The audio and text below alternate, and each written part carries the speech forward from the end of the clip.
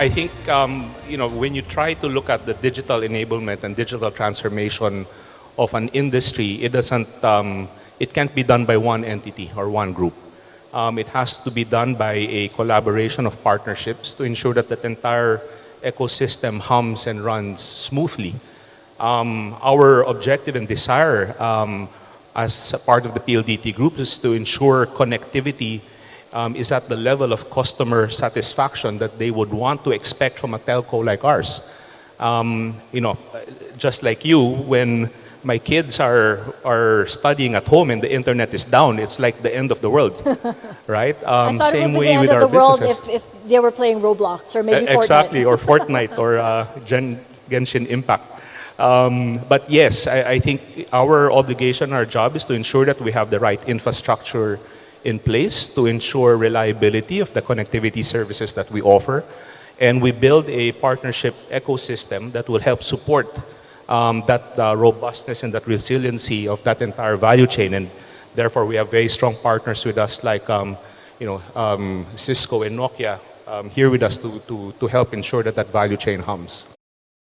The innovation, I think, that happens because we are working together as partners. I figured out recently that it's 20 years that Nokia and Smart PLDT have been working together in many different fields, and I believe there's more that we can do also on the topic of power and making a more sustainable total.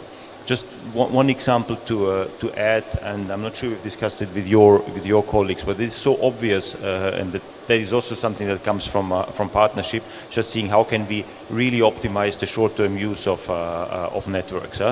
Very obvious that the network is not having the same utilization at 3 o'clock in the morning compared to rush hour in the afternoon. So what do we need to do? And that's very simple things in order to make sure that only these parts or these sectors or these elements of the networks are being powered at that point in time when they are not being used. Or take the other one that's probably even simpler to explain in a room of engineers and telco gurus, not necessary, how until very recently the drive test was a very important exercise to do. And as a drive test says, you have a couple of guys in a car with a measurement equipment and they drive around and will figure out that the signal drops at this corner or that the signal is weak on another one.